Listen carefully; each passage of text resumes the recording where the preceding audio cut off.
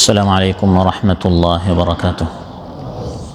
الحمد لله رب العالمين، والصلاة والسلام على سيد الأنبياء وأشرف المرسلين نبينا محمد وعلى آله وصحبه أجمعين. أما بعد، فأعوذ بالله من الشيطان الرجيم. بسم الله الرحمن الرحيم.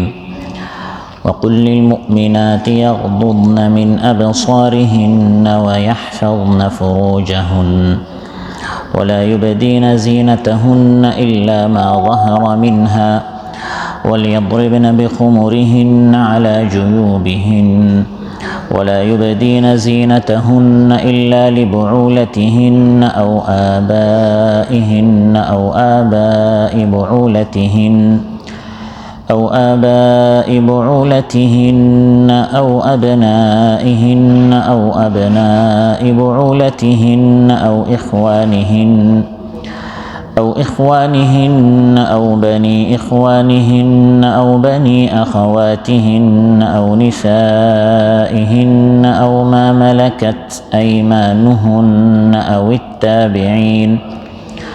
أو التابعين غير أولي الإربة من الرجال أو الطفل الذين لم يظهروا على عورات النساء ولا يضربن بأرجلهن ليعلم ما يخفين من زينتهن وتوبوا إلى الله جميعا أيها المؤمنون لعلكم تفلحون.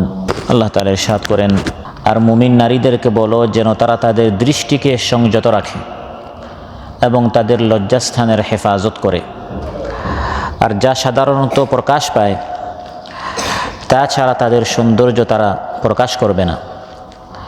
তারা যেন তাদের ওড়না দিয়ে তাদের বক্ষ দেশকে আবৃত করে রাখে, আর তারা যেন তাদের স্বামী, পিতা, শ্বশুর, নিজেদের ছেলে, স্বামীর ছেলে, ভাই, ভাইয়ের ছেলে, বোনের ছেলে, আপন নারীগণ, তাদের অধিকারভুক্ত দাসদাসীগণ, অধীনস্থ যৌনকামনা মুক্ত পুরুষ অথবা নারীদের গোপন বিষয় সম্পর্কে অজ্ঞ বালক ছাড়া কারো কাছে নিজেদের সৌন্দর্য প্রকাশ না করে। আর তারা যেন নিজেদের গোপন সৌন্দর্য প্রকাশ করার জন্য সজোরে পদচারণা না করে। হে মুমিনগণ, তোমরা সকলেই আল্লাহর নিকট তাওবাহ করো যাতে তোমরা সফল হতে পারো, কামিয়াব হতে পারে। মদিনা খলিফার এই মসজিদে আয়োজিত আজকের এই পবিত্র মজলিসে মাহফিলে উপস্থিত সম্মানিত প্রাণপ্রিয় আমার মুসল্লি ভাইরা, ইমানদার ভাইরা এবং পর্দার আড়ালে মা ও বোনেরা, সূরাতুন নূর থেকে একটি মাত্র আয়াত, লম্বা একটি আয়াত, 31 নম্বর আয়াত তিলাওয়াত করে এর সহজ সরল বাংলা অনুবাদ উপস্থাপন করলাম। এই একটি আয়াতের আলোকে যে বিষয়ে আমরা আলোচনা করব, এই আয়াতে আল্লাহ তাআলা মা বোনদের পোশাক, মা বোনদের কাপড়, লিবাস, মা বোনদের চালচলন, আচার আচরণ, অঙ্গভঙ্গি যেন শালীন হয়, মার্জিত হয়, পর্দাশীন যেন তারা হয়, অশালীন, বেপর্দা, উগ্র যেন না হয়, এই বিষয়ে আল্লাহ তাআলা সতর্ক করেছেন। এই বিষয়ের আলোকে আমরা আজ আলোচনা উপস্থাপন করব ইনশাআল্লাহ। সম্মানিত উপস্থিতি, পর্দা হচ্ছে মুত্তাকিদের গুণ। যারা আল্লাহর প্রিয় বান্দা মুত্তাকি, তাদের অন্যতম একটি গুণ হচ্ছে যে তারা শালীন হয়, পর্দাশীল হয়, তারা তাদের শরীর ঢেকে রাখে। পুরুষ হোক বা নারী হোক, যে তার শরীর যত বেশি ঢেকে রাখে সে হচ্ছে মুত্তাকি। কোরআনে কারীমে আল্লাহ তাআলা ইরশাদ করেন, ইয়া বানি আদম ক্বাদ আনজালনা আলাইকুম লিবাসান ইউয়ারি সাওআতিকুম ওয়া রিশা ওয়া লিবাসুত তাকওয়া যালিকা খায়র যালিকা মিন আয়াতিল্লাহি লাআল্লাহুম ইয়াযাক্কারুন। হে বনি আদম, আমি তোমাদের জন্য কাপড়, পোশাক নাজিল করেছি। কাদ আনজালনা আলাইকুম লিবাসা, এই কাপড় আমি কেন নাজিল করেছি? তোমাদের শরীর ঢাকার জন্য আর সৌন্দর্যের জন্য। কাপড়ের দুইটা উদ্দেশ্য, একটা হচ্ছে আমাদের শরীর ঢাকা, আর একটা হচ্ছে সৌন্দর্যের জন্য, শোভা, সৌন্দর্য। ওয়া লিবাসুত তাকওয়া যালিকা খায়র, তাকওয়ার পোশাক হচ্ছে বেশি উত্তম। তাহলে যার শরীর তার শরীর বেশি ঢাকতে পারবে সে হচ্ছে তত বড় মুত্তাকি। আর শয়তানের কাজ হচ্ছে এই কাপড় শরীর থেকে খুলে ফেলা।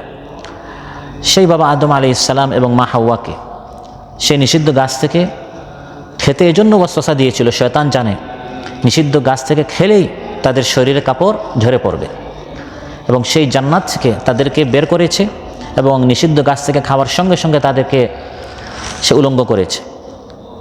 দুনিয়াতেও তার মিশন হচ্ছে মানুষের শরীর থেকে কাপড় খুলে ফেলা। তাহলে শালীনতা হচ্ছে আল্লাহর হুকুম, আর অশ্লীলতা নগ্নতা হচ্ছে শয়তানের কাজ। আল্লাহ তাআলা আমাদেরকে বলছেন, ইয়া বনি আদম লা ইফতিনান্নাকুমুশ শাইতানু কামা আখরাজা আবাওয়াইকুম মিনাল জান্নাহ ইয়ানজি'ু আনহুমা লিবাসাহুমা লিয়ুরিয়াহুমা সাওআতিহিমা। হে বনি আদম, শয়তান যেন তোমাদেরকে ওয়াসওয়াসা দিয়ে তোমাদের কাপড়গুলো, তোমাদের বাবা আদমের শরীর থেকে যেরকম কাপড় খুলে ফেলেছিল, তোমাদের শরীর থেকে যেন সে তোমাদেরকে ওয়াসওয়াসা দিয়ে, তোমাদেরকে কুমন্ত্রণা দিয়ে, ভুল বুঝিয়ে তোমাদের শরীর থেকে যেন সে এই কাপড়গুলো খুলে না ফেলে। ইয়ানজি'ু আনহুমা লিবাসাহুমা লিয়ুরিয়াহুমা সাওআতিহিমা। তাহলে আল্লাহর হুকুম হচ্ছে আমাদেরকে শালীন হতে হবে, আমাদেরকে পবিত্র হতে হবে, আমাদেরকে এই কাপড় দ্বারা নিজেদের শরীর আবৃত করে রাখতে হবে।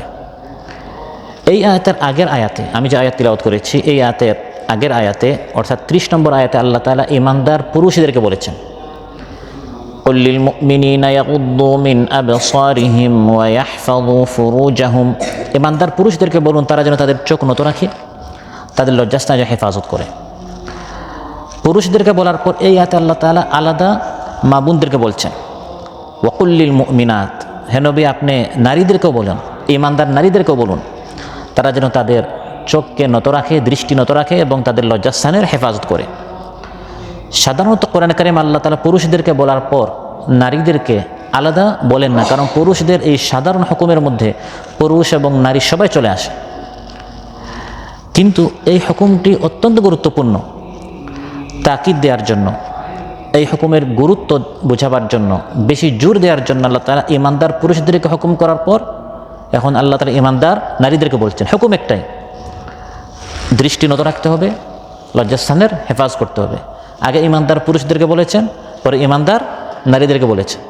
পুরুষদেরকে বলার পর নারীদেরকে বলার দরকার ছিল না, কিন্তু দরকার এজন্য হয়েছে বিষয়টার গুরুত্ব বেশি, তাকিদ এবং জোর দেওয়ার জন্য যে বিষয়টা অত্যন্ত গুরুত্বপূর্ণ। হে ঈমানদার পুরুষ তোমাদেরকে বলছি, আবার আল্লাহ তাআলা বলছেন হে ঈমানদার নারী তোমাদেরকে বলছি। পাশাপাশি এই হিকমতটাও তাফসিরে এসেছে যে একজন পুরুষের যেরকম চোখ দৃষ্টি নত রাখতে হয়, একজন নারীরও তার চোখ কি রাখতে হয়, নত রাখতে হয়। আল্লাহ তাআলা ইরশাদ করেন, ওয়াকুল লিল মুমিনাত, হে নবী ঈমানদার নারীদেরকে বলুন, ইয়াগুদুনা মিন আবসারিহিন্না, তারা যেন তাদের দৃষ্টি নত রাখে, পর পুরুষের দিকে যেন তারা না তাকায়। আবু দাউদে এসেছে, তিরমিজি, নাসাই, মুসনাদ আহমদ সকল হাদিস গ্রন্থে হাদিসটি এসেছে। উম্মে সালামা রাদিয়াল্লাহু আনহা বলেন, আমি এবং মাইমুনা রাদিয়াল্লাহু আনহা আমরা দুইজন রাসূল সাল্লাল্লাহু আলাইহি সাল্লামের নিকট ছিলাম। হঠাৎ হযরত আব্দুল্লাহ বিন উম্মে মাকতুম রাদিয়াল্লাহু আসলেন। তিনি অন্ধ ছিলেন, নাবিনা, দৃষ্টিহীন ছিলেন। তো এই অন্ধ সাহাবী যখন আসলেন, মহানবী সাল্লাল্লাহু আলাইহি সাল্লাম আমাদেরকে বললেন, উম্মে সালাম এবং মাইমুনা রাদিয়াল্লাহু আনহাকে ইহতাজিবা মিনহু, পর্দা করো। তো তিনি বলেন, আমি তখন বললাম, আলাইসা হুয়া আ'মা লা ইউবসিরুনা, ইয়া রাসূলুল্লাহ তিনি তো দৃষ্টিহীন, আমরা পর্দা করবো কেন? তিনি থাকলেও যেটা, না থাকলেও সেটা, তিনি তো আমাদেরকে দেখতে পাচ্ছেন না। তিনি যাতে করে আমাদেরকে না দেখেন সেজন্যই তো পর্দা, যেহেতু তিনি আমাদেরকে দেখছেন না, আবার আমরা কেন পর্দা করব? রাসূল সাল্লাল্লাহু আলাইহি ওয়াসাল্লাম তখন ইরশাদ করলেন, আফা আমিয়া ওয়ানি আনতুমা আলাস্তুমা তুবসিরানি, তিনি অন্ধ, তোমরা তো অন্ধ না, তার দৃষ্টি নেই, তোমাদের তো দৃষ্টি আছে, তোমাদের দৃষ্টি তো হেফাজ করতে হবে, তোমাদের দৃষ্টি তো নত রাখতে হবে। তাহলে দৃষ্টি পুরুষদের যেমন নত রাখতে হয়, নারীদের দৃষ্টিকে রাখতে হয়, নত রাখতে হয়। তবে নারীদের ক্ষেত্রে এই শিথিলতা করা হয়েছে যে পুরুষ যেরকম কোনো নারীর দিকে তাকানো তার জন্য, বেগানা নারীদের দিকে তাকানো তার জন্য কোনো অবস্থায় জায়েজ নয়। বোনদের জন্য বিষয়টি হালকা করা হয়েছে, যে তাদের জন্য এত কড়াকড়ি নয়। এত কড়াকড়ি হলে তো তারা যেরকম পর্দা করে আমাদের এভাবে কী করতে হতো, পর্দা করতে হতো। তাদের ক্ষেত্রে যেটা বলা হয়েছে যে কুদৃষ্টি এবং বদনিয়ত যদি না থাকে, ফিতনার আশঙ্কা যদি না থাকে তাহলে প্রয়োজনে নারীরা পর পুরুষের দিকে তাকাতেও পারে, জায়েজ আছে। এর দলিল হচ্ছে বুখারী মুসলিম এসেছে, হযরত আয়েশা রাদিয়াল্লাহু আনহা বলেন, আন্না রাসূলুল্লাহ সাল্লাল্লাহু আলাইহি ওয়াসাল্লাম জাআলা ইয়ানজুরু ইলাল হাবাশাতি ওয়া হুম ইয়ালআবুনা বিহিরাবিহিম ইয়াওমাল ঈদ ফিল মসজিদ। ঈদের দিন হাবাশার যারা ছিল তারা ঈদের দিন মসজিদে নববীর আঙ্গিনায় একদল হাবশী যুবক, তারা বিভিন্ন সামরিক কুচকাওয়াজ অর্থাৎ সামরিক কিছু খেলাধুলা তারা দেখাচ্ছিল। তো তারা যখন এই যুবকরা হাবশী তারা এটা দেখাচ্ছিল, তখন রাসূল সাল্লাল্লাহু আলাইহি ওয়াসাল্লাম ঈদের দিন, আনন্দের দিন, তাদের এই উপস্থাপনা তিনি দেখছিলেন। আয়েশা রাদিয়াল্লাহু আনহা বলেন, আমিও পিছন দিকে এসে এটা দেখছিলাম। ওয়া আয়েশাতু উম্মুল মুমিনিন তানজুরু ইলাইহি মিন ওয়ারাইহি। পিছন থেকে আয়েশা রাদিয়াল্লাহু আনহা বলেন, আমিও এসে তাদের ঈদের দিন তাদের যে কালচার আছে আমি সেটা দেখছিলাম। ওয়া হুয়া ইয়াসতুরুহা মিনহুম হাত্তা মাল্লাত ওয়া রাজাত। রাসূল সাল্লাল্লাহু আলাইহি ওয়াসাল্লাম সামনে, আয়েশা রাদিয়াল্লাহু আনহা পিছনে। তিনি বলেন, আমি মহানবী সাল্লাল্লাহু আলাইহি ওয়াসাল্লামকে সামনে রেখে আমি পিছন থেকে দেখছি যাতে করে তারা আমাকে দেখতে না পারে, কিন্তু তিনি আবার তাদেরকে দেখছেন। তো তিনি তাদেরকে দেখছেন, এই হাদিস বুখারী মুসলিমের বর্ণনা থেকে বোঝা গেল যে নারীরা পুরুষদেরকে দেখতে পারে। তবে শর্ত হচ্ছে এখানে যেন কুনিয়ত না থাকে, কুদৃষ্টি না থাকে, বদনিয়ত না থাকে। আল্লাহ তাআলা ইরশাদ করেন যে, হে নবী, ঈমানদার নারীদেরকে বলুন তারা যেন তাদের দৃষ্টি নত রাখে এবং তারা যেন তাদের লজ্জাস্থানের হেফাজত করে। ওয়া ইহফাযনা ফুরুজাহুন্না। একজন নারী যখন তার লজ্জাস্থানের হেফাজত করে, পুরস্কার কি? মুসনাদ আহমদে এসেছে, রাসূল সাল্লাল্লাহু আলাইহি ওয়াসাল্লাম ইরশাদ করেন, ইযা সাল্লাতিল মারআতু খামসাহা। একজন মহিলা যখন 5 ওয়াক্ত নামাজ পাবন্দির সাথে আদায় করবে, ওয়া সামাত শাহরাহা, মাহে রমাদানের সিয়াম যখন সে যথাযথভাবে সিয়াম পালন করবে, ও হাফিজত ফারজাহা, লজ্জাস্থানে যখন হেফাজত করবে, ও আতাআত যাওজাহা, তার স্বামীর যখন আনুগত্য করবে, এই 4টি কাজ যদি একজন নারী করতে পারে, কিলা লাহা, তখন তাকে কিয়ামতের দিন বলা হবে, উদখুলিল জান্নাতা মিন আইয়ি আবওয়াবিল জান্নাতি শি'তি। জান্নাতে প্রবেশ করো, জান্নাতের যে কোনো দরজা যদি তুমি চাও, সব দরজাগুলো তোমার জন্য উন্মুক্ত।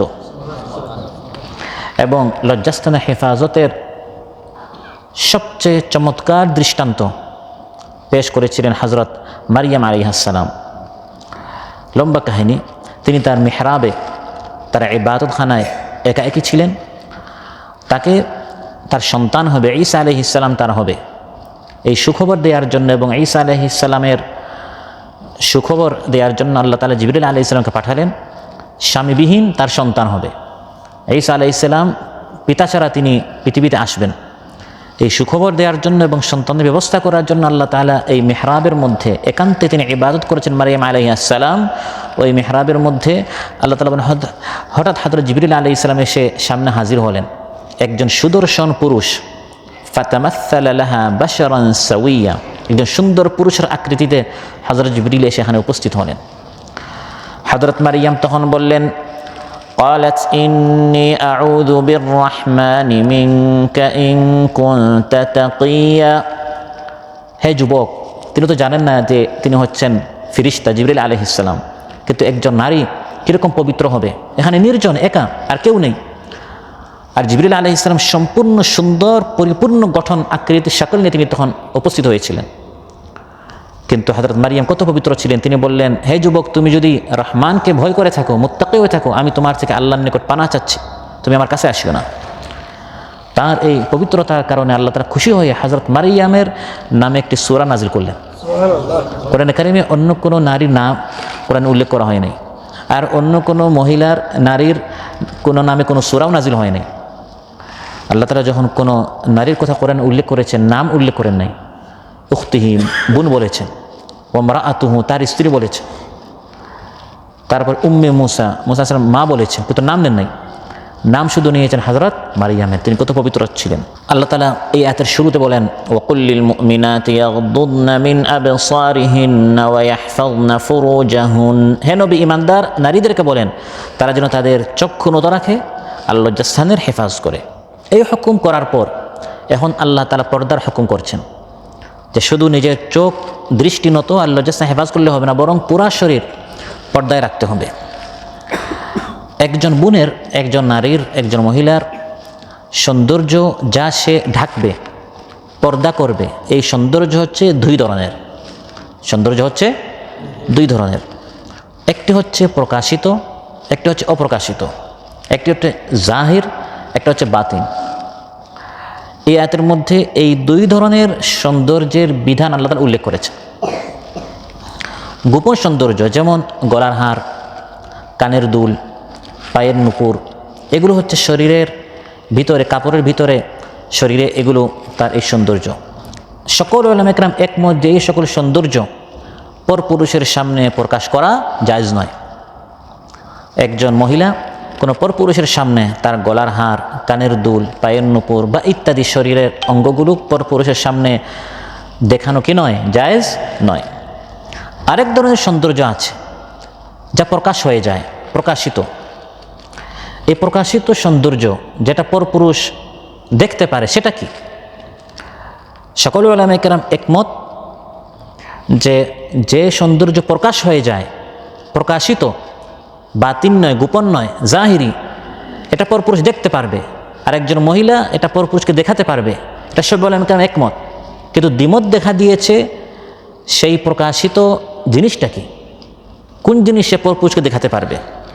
একদল উলামা ইকরামদের মতে সেটা হচ্ছে চেহারা এবং হাত কবজি পর্যন্ত, এই দুই হাতের কবজি আর চেহারা, এটা প্রকাশ হয়ে যায়। এজন্য মুখ ঢাকতে হয় না আর দুই হাতের কবজি ঢাকতে হয় না। এটি হচ্ছে একদল উলামা ইকরামদের মত। আর এটা সাহাবা ইকরামদের মধ্যেও একদল সাহাবীদের মত ছিল, এবং তাদের নেতৃত্বে রয়েছেন হযরত রাইসুল মুফাসসিরিন ইবনে আব্বাস রাদিয়াল্লাহু আনহুমা। তার মত ছিল যে চেহারা এবং দুই হাত কবজি পর্যন্ত এগুলো না ঢাকলেও চলে, এটা প্রকাশ হয়ে যায়। আর আরেক দল উলামা ইকরামদের মত হচ্ছে না, চেহারা এবং দুনো হাত তো ঢাকতেই হবে, দুনো কবজি কী করতে হয়? হাতের মোজা পড়তে হবে, এটাও ঢাকতে হবে, কারণ এর মাধ্যমেও ফিতনা হওয়ার আশঙ্কা থাকে। তাহলে সে প্রকাশিত, যা প্রকাশ করা যায়, এই আয়াতে আল্লাহ উল্লেখ করেছেন যে সৌন্দর্য দুই ধরনের, একটা গোপন করতে, আপনার ঢাকতে হয়, আর আরেকটা প্রকাশ করা যাবে। সেটা কি? চেহারাও যদি ঢাকতে হয়, কবজিও যদি ঢাকতে হয়, তাহলে সেই প্রকাশিত জিনিসটা কি? সেটা হচ্ছে কাপড়। যেমন কাপড়ের উপর যখন সে একটা বোরকা পরবে, সেই বোরকারও একটা সৌন্দর্য আছে, কিন্তু সেটা তো আর ঢাকতে পারবে না। এটা আল্লাহ তাআলা বলেছেন যে এটা আমি মাফ করে দিলাম, এটা প্রকাশ করা যাবে। আর এই মতটি হচ্ছে হযরত ইবনে মাসউদ রাদিয়াল্লাহু আনহুর। তাহলে সাহাবীদের মধ্যে দুটি মত ছিল। হযরত ইবনে মাসউদের মত ছিল যে চেহারা ঢাকতে হবে, আর ইবনে আব্বাস রাদিয়াল্লাহু আনহুর মত ছিল চেহারা খোলা যাবে। এই দুই সৌন্দর্য, দুই ধরনের সৌন্দর্যের কথা আল্লাহ তাআলা এই আয়াতে এভাবে বলেছেন, ওয়ালা ইউবদিনা যিনাতাহুন্না ইল্লা মা যাহারা মিনহা।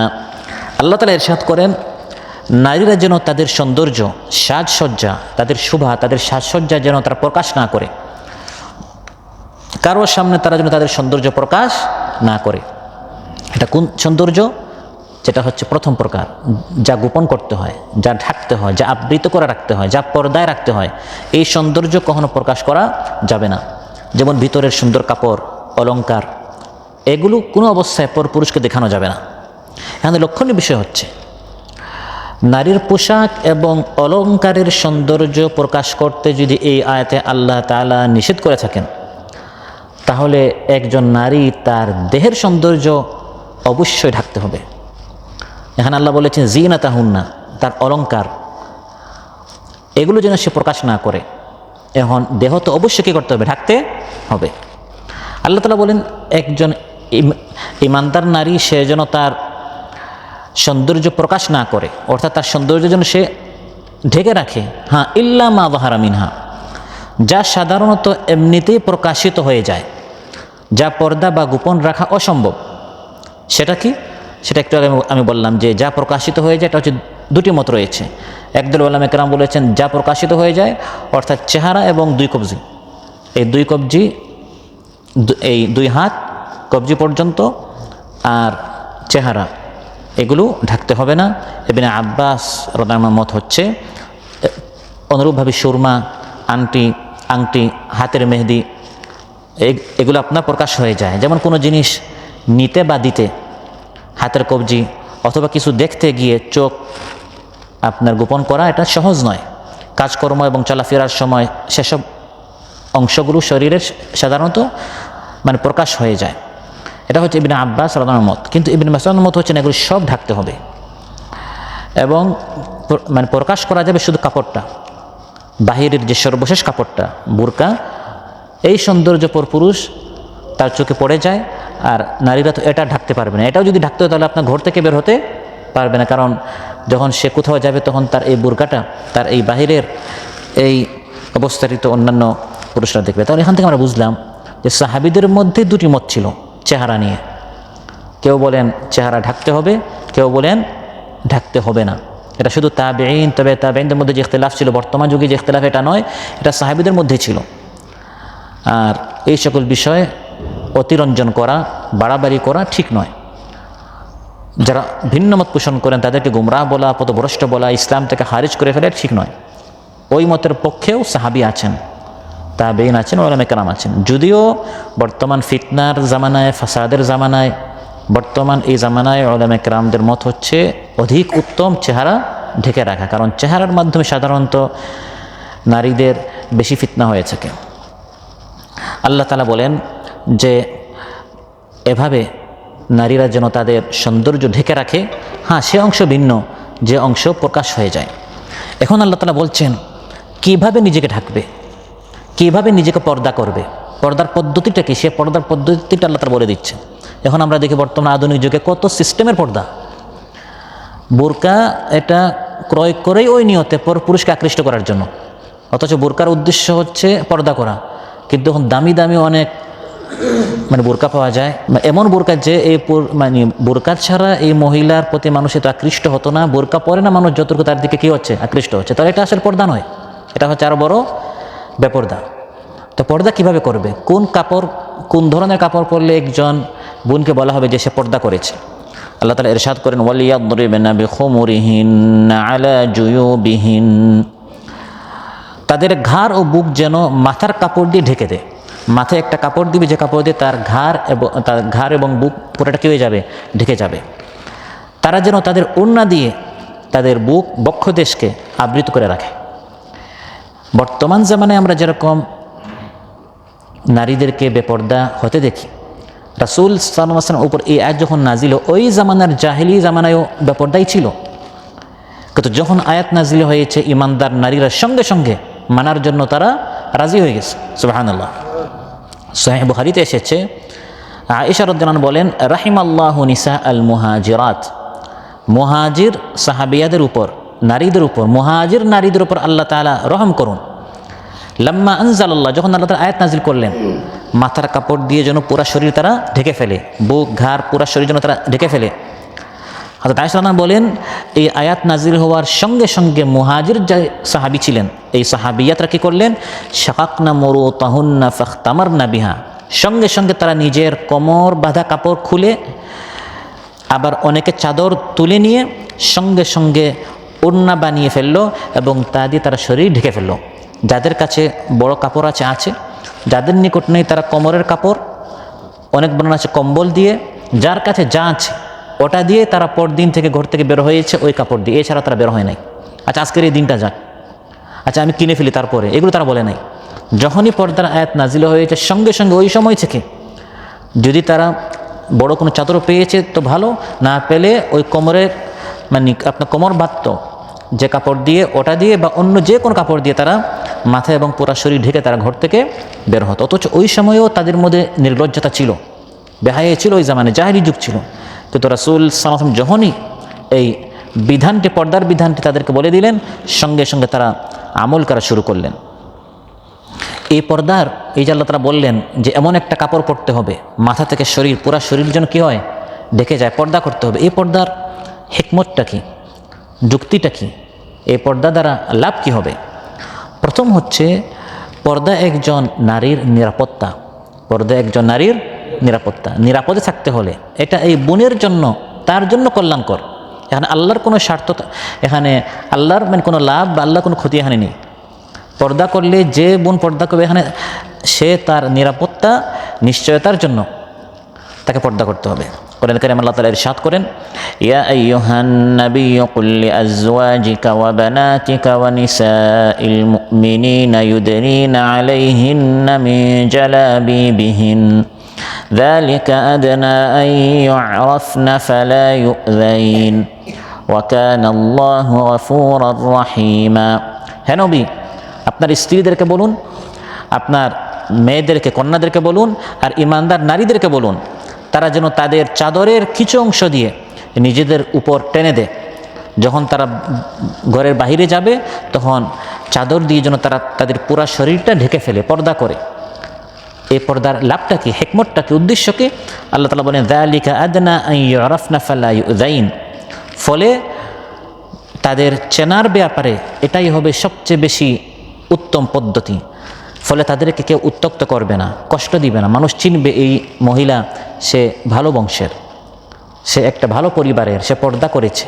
বেপর্দা নারী থেকে তাকে আলাদা চেনা যাবে, এজন্য কেউ তাকে কষ্ট দিবে না, কুদৃষ্টিতে কেউ তার দিকে তাকাবে না। তাহলে এটা তার জন্য নিরাপত্তা, তার জন্য এটা ভালো, তার জন্য এটা বেশি কল্যাণকর সে যদি পর্দাটা করে। যারা কুদৃষ্টিতে দেখার ছিল, তারা যখন দেখবে যে এই বোনটা পর্দা করেছে, তখন সে এই তাদের কুদৃষ্টি থেকে কী হয়ে গেল, বেঁচে গেল, সে নিরাপদে চলে গেল। অতএব এর দ্বারা একজন ভদ্র লজ্জাশীলা মহিলা এবং নির্লজ্জ অসতী মহিলার পরিচয় লাভ করা যায়। কে ভালো, কে মন্দ, কে লজ্জাশীল, কে অশালীন, এ পর্দার মাধ্যমে চেনা যায়। পর্দার দ্বিতীয় লাভ হচ্ছে যে পর্দা হচ্ছে পবিত্রতা, পর্দা হচ্ছে শালীনতা।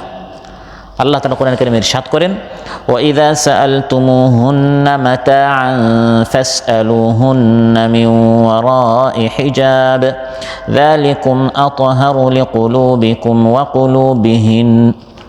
হে ঈমানদারেরা, তোমরা যখন নবীর স্ত্রীদের, আমাদের মা উম্মাহাতুল মুমিনিন নিকট যখন তোমরা কোনো কিছু চাইবে, সেটা পর্দার পিছন থেকে চাইবে। অর্থাৎ আমাদের আম্মা জান উম্মাহাতুল মুমিনিন মহানবী স্ত্রী, তারাও কী করতেন, পর্দা করতেন। পর্দার পিছন থেকে তাদের নিকট কিছু চাইবে, কথা বলবে, সামনে যাবে না। কেন?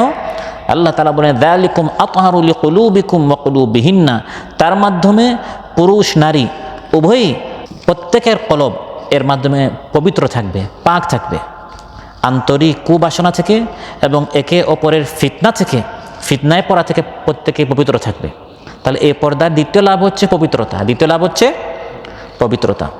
এখন এই আয়াতে আল্লাহ তাআলা বলছেন উম্মাহাতুল মুমিনিন, রাসূল সাল্লাল্লাহু আলাইহি ওয়াসাল্লাম স্ত্রী সম্পর্কে, যে তাদের অন্তর পবিত্র থাকবে পর্দা করলে। পৃথিবীতে উম্মাহাতুল মুমিনিনের চেয়ে বেশি পবিত্র কি আর কেউ নিজেকে দাবি করতে পারবে? তাদেরকে আল্লাহ তাআলা বলেন আপনারাও পর্দা করেন, তাহলে আপনারা পবিত্র থাকতে পারবেন। তাহলে কেউ যদি বলে ভাই আমার দিল পরিষ্কার আছে, এটা মানে অনেকে বলে যারা আপনি পর্দা করতে চায় না, যে আমার দিল কি আছে, পবিত্র আছে। অথচ আল্লাহ তাআলা তার নবীর স্ত্রীদেরকে বলছেন যে আপনারাও পর্দা করেন, সেটা আপনাদের অন্তরের জন্য উত্তম। শয়তান সেখানে ওয়াসওয়াসা দেওয়ার কোনো সুযোগ পাবে না।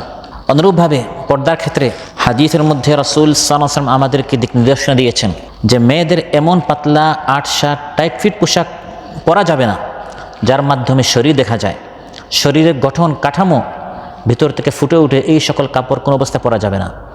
আজ আফসোসের বিষয়, অনেক সময় দেখা যায় আমরা আমাদের মেয়েদের ক্ষেত্রে আমরা অনেক ছাড় দিয়ে দিই যে এখনও ছোটো মেয়ে, এখনও মানে বয়স আছে, কিন্তু এই মেয়েটা যখন আপনার দৃষ্টিতে ছোটো, অন্য দৃষ্টিতে সে ছোটো নাও হতে পারে। আর ছোটোবেলা থেকে যখন আপনাকে আট শার্ট কাপড় পরাবেন, টাইট ফিট মানে কাপড় মানে পরাবেন, ছোটো কাপড় পরাবেন, এটা তার অভ্যাস হয়ে যাবে। বড় হওয়ার পর সে পর্দা করতে আর অভ্যস্ত হবে না। আবু দাউদ এসেছে একটা হাদিস, আসমা রানা বলেন যে আমি মহানবী সাল্লাল্লাহু আলাইহি ওয়াসাল্লামের নিকট গেলাম, তখন আমার যে কাপড় আমার শরীরে ছিল, কাপড়টা খুব পাতলা ছিল, শরীর ভিতরটা বোঝা যাচ্ছিল। তো মহানবী সাল্লাল্লাহু আলাইহি ওয়াসাল্লাম আমাকে দেখে তিনি মুখ ফিরালেন অন্যদিকে এবং বললেন, ইয়া আসমা, হে আসমা শুনো, ইন্নাল মারআতা ইযা বালাগাতিল মাহিদ লাম ইয়াসলুহ আন ইউরা মিনহা ইল্লা হাযিহি ওয়া আশারা ইলা ওয়াজহি ওয়া কাফাই। হে আসমা শুনো, একজন নারী যখন বড় হয়ে যায় তার পুরা শরীর ঢাকতে হয়, শুধু দুই কবজি আর চেহারা ছাড়া। যারা বলেন চেহারা খোলা যায় তাদের বেশ কয়েকটা দলিলের মধ্যে একটা দলিল, বাকি পুরা শরীর কী করতে হবে, ঢাকতে হবে। তো এই হাদিস থেকে বোঝা গেল আট শার্ট কাপড়, টাইট কাপড় কোনো মহিলার জন্য বাহিরে যাওয়ার সময় পরা জায়েজ নয়, এবং এটা জাহান্নামে যাওয়ার অন্যতম কারণ। সহিহ মুসলিমে এসেছে রাসূল সাল্লাল্লাহু আলাইহি ওয়াসাল্লাম ইরশাদ করেন, সিনফানি মিন আহলি নারি লাম আরাহুমা দুই দল জাহান্নাম, এরা জাহান্নামে যাবে। এদেরকে আমি এখনও দেখি নাই, ভবিষ্যতে আসবে। আজ থেকে 1450 বছর আগে মানুষরা বলছেন, সেই জামানায় ছিল না। এখন আমরা এই শ্রেণীর মানুষকে আমরা দেখেছি। একদল হচ্ছে জালিম শাসক, কওমুন মাআহুম সিয়াতুন কাআযনাবিল বাকার, তাদের হাতে চাবুক, মানুষকে আঘাত করে, জুলুম করে। আর আরেক দল হচ্ছে ওয়ানিসাউন কাসিয়াতুন আরিয়াতুন মুমিলাতুন মাইলাত রুউসুহুন্না কাআসনিমাতিল বুখতিল মাইলা লা ইয়াদখুলনাল জান্নাতা ওয়া লা ইয়াজিদনা রিহাহা। একদল নারী যাদের পোশাক পরেও পোশাক নাই, মানে পোশাকটা হচ্ছে শুধু নামকে বাঁচতে, একবারে হালকা পাতলা কাপড়, আটসাট কাপড়, পর পুরুষকে আকৃষ্ট করার জন্য। হাঁটেও এমনভাবে, কথা বলে এমনভাবে, কাপড় পরে এমনভাবে, পর্দার তো কোনো সেখানে চিহ্নই নাই, বরং কাপড়টা পরে মূলত অন্যদেরকে আকৃষ্ট করার জন্য। মানুষ সাল্লাম ইরশাদ করেন যে এরা হচ্ছে জাহান্নামী, মিন আহলিন নার ওয়াল ইয়াযু বিল্লাহ। এখন আমরা চাই আমরাও জান্নাতে যাই, আমাদের পরিবার কোথাও যাক, জান্নাতে যাক। এজন্য আমরা স্ত্রী, সন্তান, বোন, তাদেরকে এই বিধানগুলো আমরা বুঝাবো, শোনাবো। কু আনফুসাকুম ওয়া আহলিকুম নারা, আমাদের আহাল যেন জাহান্নাম থেকে বাঁচতে পারে।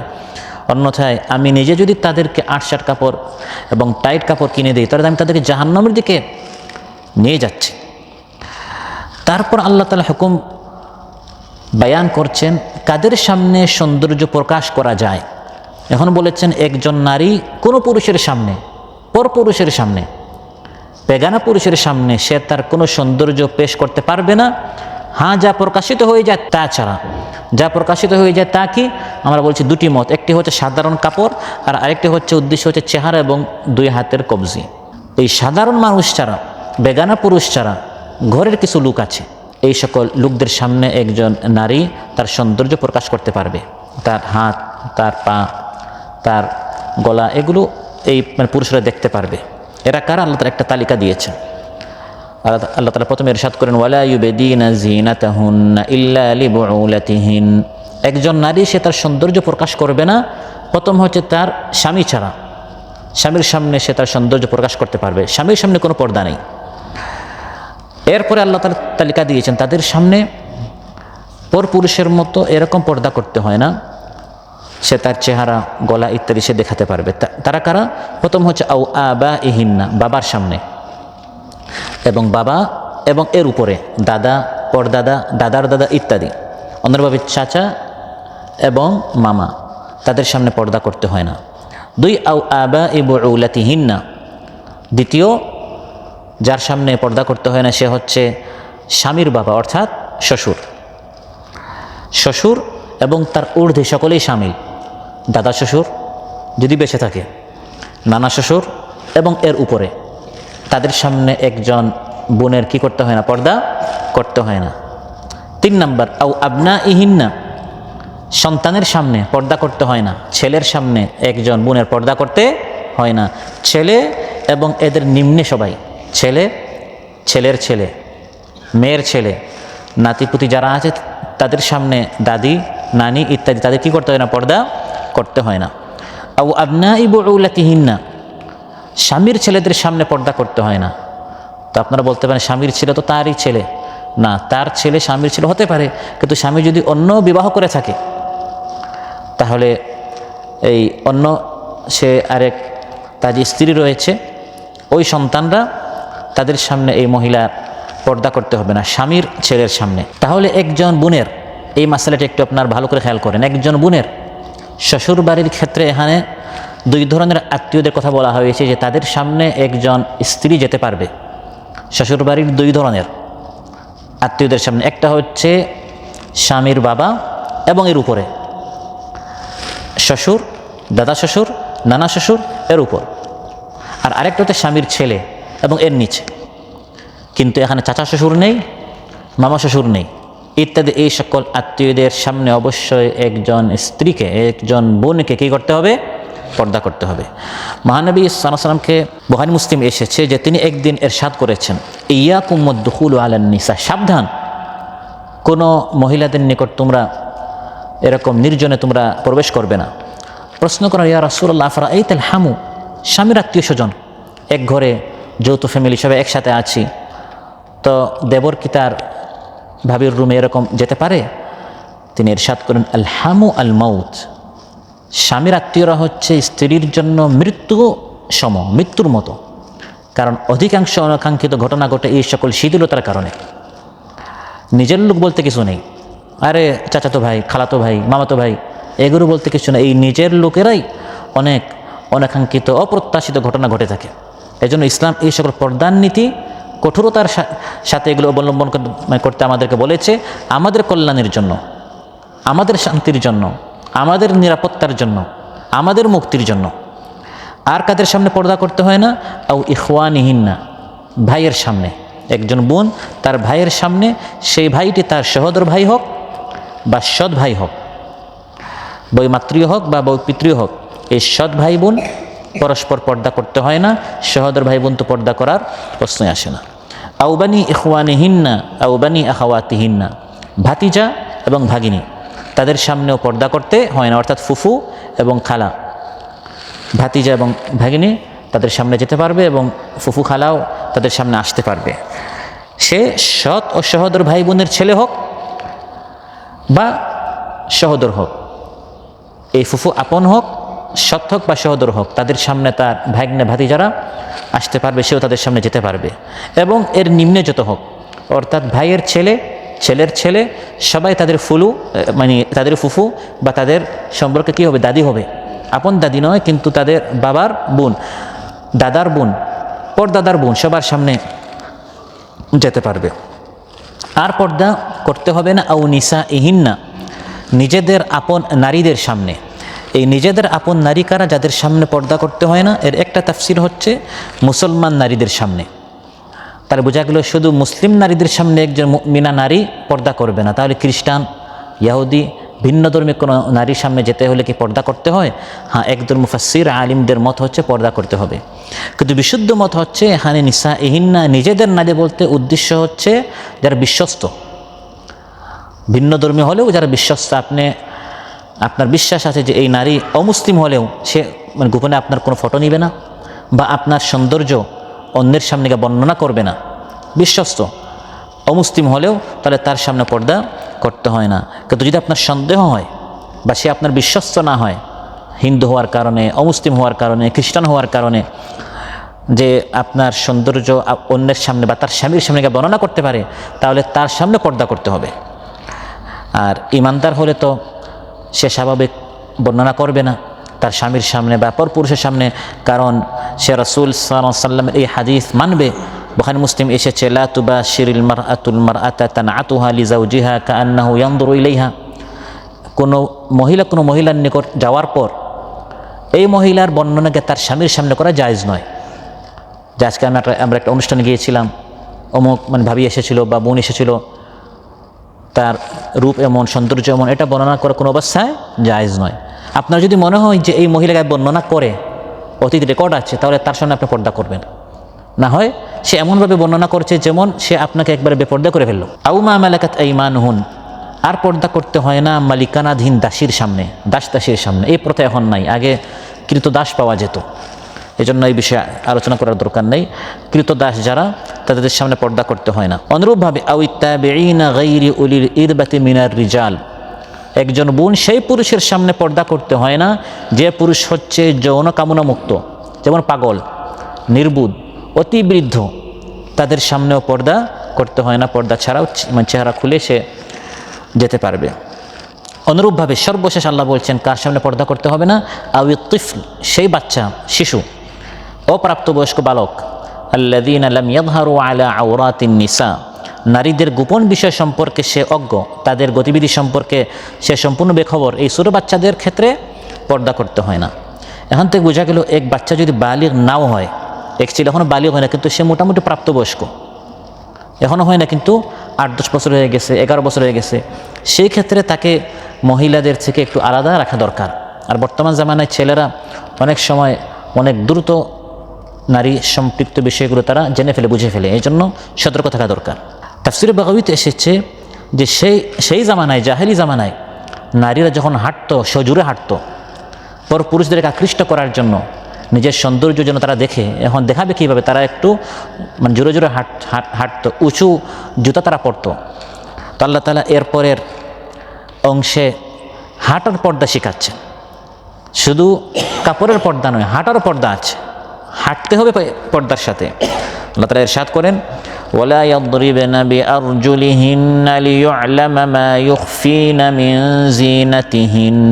হাঁটার সময় বেহায়ার মতো, এরকম নির্লজ্জের মতো হাঁটা যাবে না, পুরুষদের মতো। হযরত শুআয়ব আলাইহিস সালামের 2 মেয়ের কথা কোরআনের মধ্যে আল্লাহ তাআলা উল্লেখ করেছেন। লম্বা হযরত মূসা আলাইহিস সালাম যখন মাদিয়ান গিয়েছিলেন এবং এই 2 কন্যার মধ্যে এক মেয়েকে তিনি পরে বিবাহ করেছিলেন, তো তারা যে আসলো 2 জনের একজন কীভাবে হেঁটেছেন, ওই হাঁটার পদ্ধতি কোরআনে আল্লাহ উল্লেখ করেছেন, ফাজাআতহু ইহদাহুমা তামশি আলা ইসতিহয়া। শুআয়ব আলাইহিস সালামের 2 মেয়ের মধ্যে একজন হযরত মূসার নিকট তিনি এসেছেন এবং হাঁটছিলেন লজ্জার সাথে। এই লজ্জার সাথে কথাটা কেন উল্লেখ করলেন? এটা শেখার জন্য, কারণ কোরআন পুরোটাই হিদায়াত যে একজন বোন লজ্জাশীলা হবে, হাঁটতে হবে লজ্জার সাথে। আগের জামানায় তো বোনরা একটু আলাদা হাঁটতো, এখন তো পুরুষদের সাথে একবারে ধাক্কাধাক্কি করে হাঁটে। এটা হচ্ছে নির্লজ্জতা, বেহায়াই।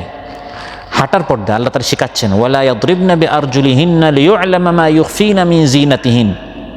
তারা যেন নিজেদের গোপন আবরণ সৌন্দর্য প্রকাশ করার জন্য সজোরে পদচারণা না করে, অর্থাৎ পায়ের নুপুরের শব্দ পুরুষের দৃষ্টি আকৃষ্ট যেন না হয়। হিল বা এমন উঁচু জুতা যাতে টকটক শব্দ করে না, এই ঠকঠক শব্দ করে এমন জুতা, উঁচু জুতা যেন তারা না পরে।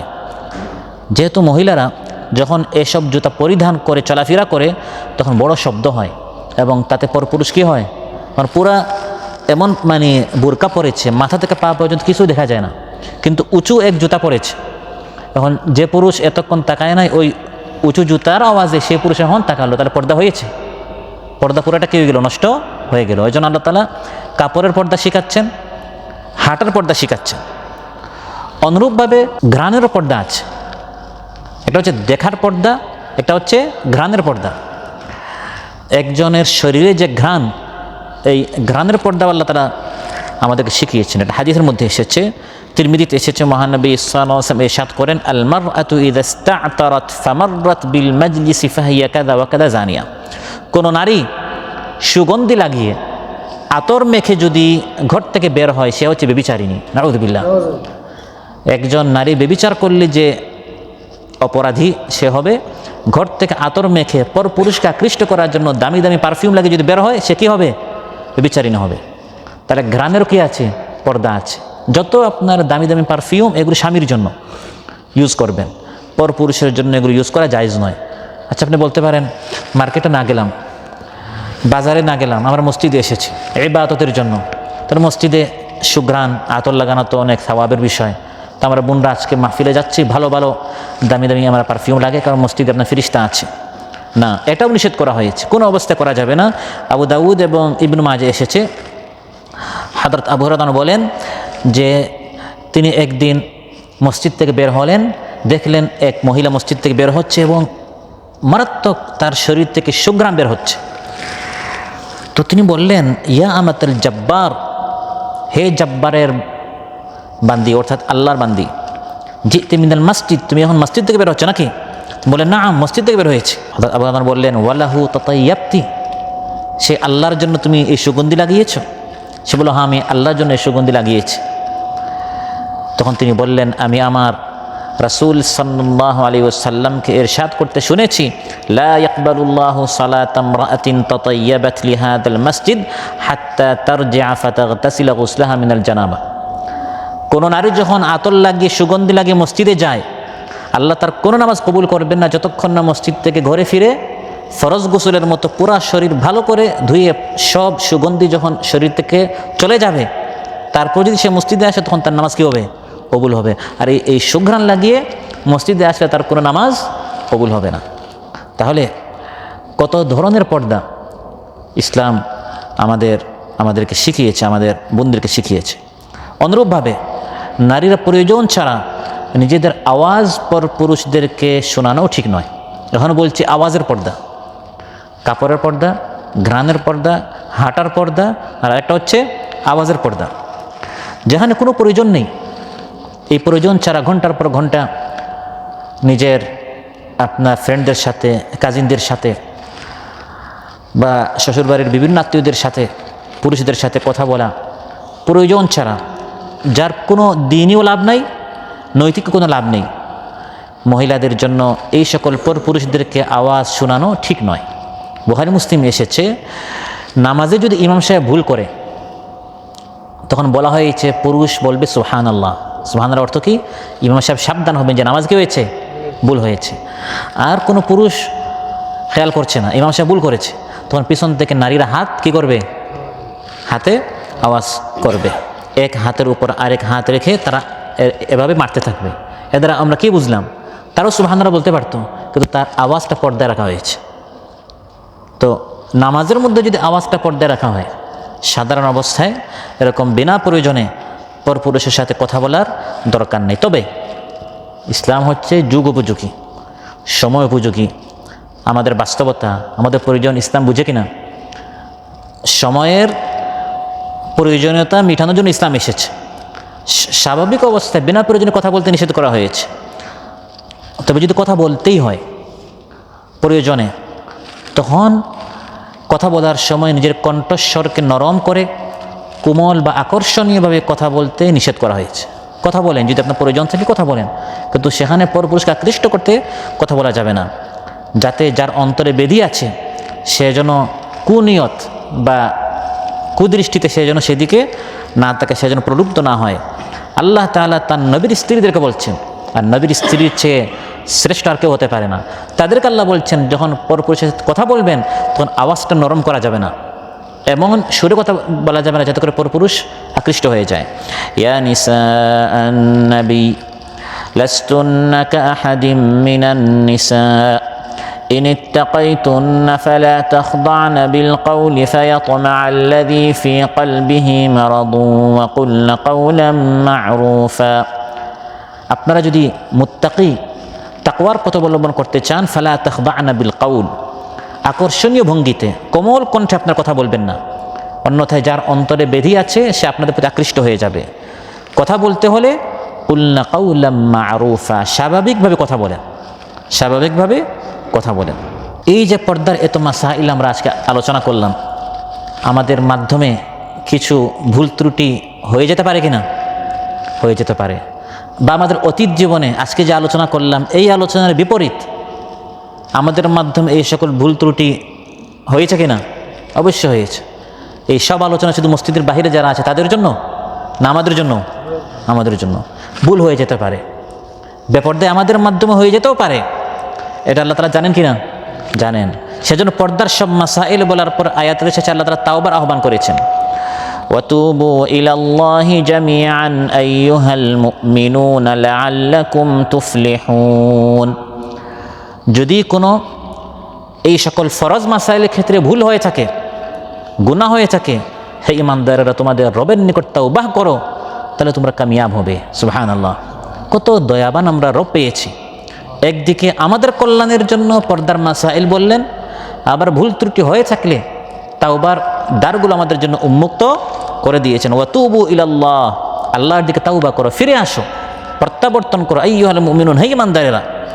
কারণ একজন ঈমানদার তার ঈমান তাকে তাওবার দিকে নিয়ে যাবে। না না না, আমি অনেক দিন ভুল করেছি, আর ভুল করা যাবে না, আর মন মতো চলা যাবে না, আমি যার উপর ঈমান নিচ্ছি আল্লাহর হুকুম মানতে হবে।